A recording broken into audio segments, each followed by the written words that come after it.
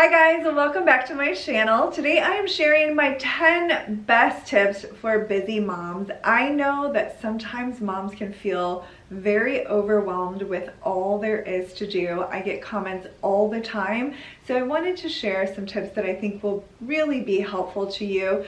Most of these tips apply to everyone, even if you are not a mom, but some of them are specific to moms. So let's go ahead and jump right in. Like I said, I know that moms can feel very overwhelmed. So my first tip is to only write things on your to-do list that you can actually get done that day. So maybe just pick 3 things that are your top priority, and that way you don't feel overwhelmed all day knowing that you have too much on your list. What I like to do is have a master to-do list so that I don't have to remember everything, but it doesn't go on my to-do list for that day. So I just brain dump. I've talked about this before. I write down everything I need to do. So if I need to stop at the store for this, that, and the other thing, I need to repot some plants, I need to send out these invitations.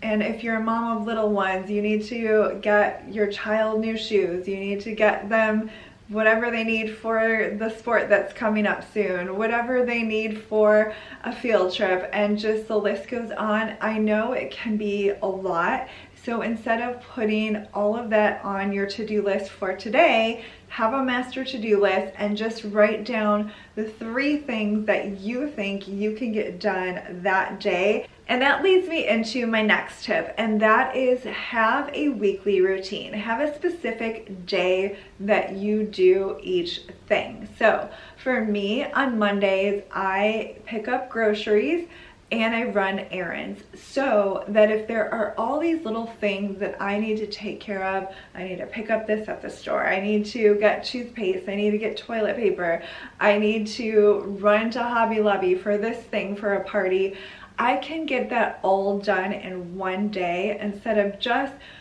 going to the store as it comes to mind or putting it on my to-do list for that day. I just wait until Monday. So if I need to pick up a card for someone or whatever, it is on my list for Monday and I will get to it. And it's just a peace of mind knowing that you're going to get to it. You don't have to do everything today. You can have a specific day that you do your bills and look over your budget, maybe a specific day if you have to go to the post office a lot, whatever your lifestyle is like. Having a specific day that you do particular things really helps. Maybe a specific day of the week that you change the sheets, a specific day that you get your car washed or vacuum out your car. You got the idea, but it just really helps you to not feel overwhelmed. Like, I need to clean the house, I need to get groceries, I need to run by the post office, I need to go get cards. You'll just have your day to get that stuff done, and it will just clear up everything so that you can go about your day without feeling too overwhelmed. Another really helpful tip for everyone is to meal plan. I've talked about this since the very beginning when I started YouTube. I think one of my very first videos was about meal planning, I'm pretty sure. And I have talked about it in a number of videos, but it really helps. And when you are a mom, you have more than yourself to think about as far as meals, obviously, and everyone's hungry. And if you don't have a plan, it's really easy to run to the drive-thru or go out to eat. So meal planning helps immensely. An excellent resource for meal planning is Eat at Home. I've talked about Eat at Home before, and I've tried lots of recipes so that I know that they're good because I love to cook. So Eat at Home is a great resource. It's really inexpensive, but she gives you meals for each day of the week and a grocery list and the recipe, and you can make the recipe for a smaller family or a larger family, and it does all the work for you. The grocery list is right there, makes it so easy. And Eat at Home gives you access to all 4 menus, and you don't have to just pick one. You have access to all of the recipes in all of the different plans. So there is the slow cooker menu, so all slow cooker meals, and a lot of them are Instapot recipes as well. So she gives you the option of doing the recipe in the slow cooker or the Instapot. She has no flour and no sugar meals, which is great if you have to eat gluten-free or you are trying to eat no sugar. And then she has traditional, which are more kid-friendly meals, and then wholesome, which are very healthy and wholesome. So it's a really great resource, and I've mentioned it before, and I've tried lots of recipes. I'll share a few of the recipes that I tried just this week. The owner of Eat at Home was generous and gave my viewers a discount of 30% off. It's only good for a short time, so you'll definitely want to have a look. And the code is JEN, J-E-N, and I will leave a link along with the code below if you want to check it out. I wanted to quickly share a couple of the meals that I made from Eat at Home this week. I made the pulled pork with peach salsa, which gave it a really great flavor, and then some sweet potato fries, and the slaw is an apple slaw. It has great flavor. It was even better the next day after the flavors really married together. And then this meal is sheet pan fajitas. So you bake everything on one sheet pan, which makes it super easy. And you can see here, it's all together and ready to pop in the oven. And then this is what it looks like when it's done. Super easy, and because I used parchment paper, it made it really easy to clean up as well. The summer corn salad is awesome. I'm definitely making this again. But this is a great resource for busy people in general and busy moms. It's so nice that someone planned the menu already for you.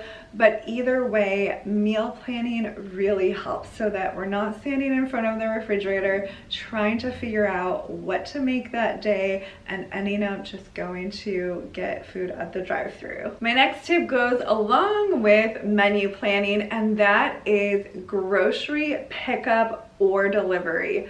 This is life-changing, and I so wish they had this when my kids were younger, especially in the winter, or if one of your kids has a cold or is sick, you still have to get groceries, and it would have been so nice to just either have them delivered or picked up.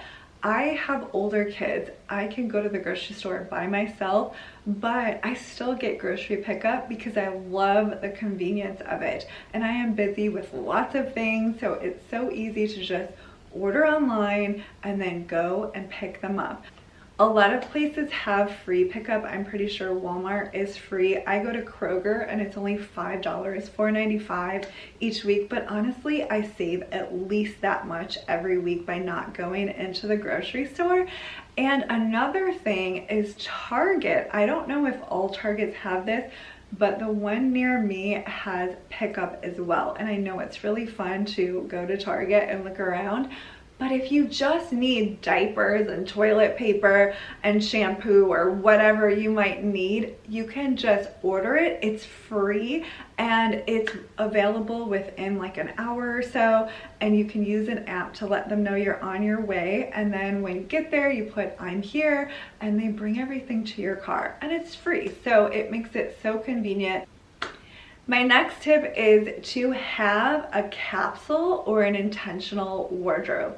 This helps tremendously because when we go to get dressed, if we have so many things in our closet that we don't like, that don't fit, that are really worn out, it makes getting dressed a lot harder. Now, I've played around with a capsule wardrobe, and I currently have an intentional wardrobe. So a capsule wardrobe is usually a limited number of pieces in your wardrobe that can coordinate well with everything else. And I felt like that was a little bit too restrictive for me and my personality. I've always loved clothes, shoes, accessories. but I have decided that an intentional wardrobe works really well for me. I've talked about this before, but in case you haven't heard me talk about it before, it's just having things in your closet that you like to wear, that you feel good in, that fit you well, that are in good condition. But this will really help you, because whether you decide to do a capsule wardrobe and limit the number of pieces that you have, or an intentional wardrobe where you're really intentional about the things that are in your closet, you know that when you go to get dressed, you have things that look nice on you and that fit you well, and you don't have to spend the time shuffling through a lot of clothes that you don't like to wear, that don't fit you, that are in bad condition, and it makes getting dressed a whole lot easier and more enjoyable. To go along with that, for your children, I would say always keep a basket or some type of bin at the bottom of their closet and put clothes that do not fit them in there, instead of hanging them back up in their closet and thinking, I'll get to that when I sort through their clothes for the next season. Because again, you're sorting through their clothes, trying to remember, does that still fit them? Does that not? You know, and it also takes time to shuffle through all of those clothes. So with your kids' clothes, just having things that currently fit them, that are in good condition, and anything else is removed. But the basket is really nice because kids outgrow their clothes so quickly, or they get stained up, or worn out, and it's just nice to have a place right there to put them so that getting dressed is very easy. My next tip is about laundry, and you have probably heard me mention this many times, but that's because it's a great tip. And it is to do one load of laundry a day. It's really easy to do one load of laundry a day, but when it gets to 3, 4, 5 loads, it feels like it takes all day, and none of us want to spend all day doing laundry. But if you just do one load a day, maybe in the morning as you're getting ready, or maybe in the evening, let it wash while you're cleaning up dinner, and then fold it before you go to bed. Whatever works well for your schedule, just doing one load a day and making sure to fold it and put it away really helps it not to pile up, and then laundry isn't really a big issue. My next tip, of course, is going to be in any video that is to help people with their time and to feel less busy, and that is routines. Routines help tremendously. So having a routine of what you do when you wake up in the morning, having a routine for what you do before you go to bed, have a cleaning routine. Maybe you have a specific day that you clean your house and it doesn't take you that long. Or maybe you're like me and you like to split it up throughout the week.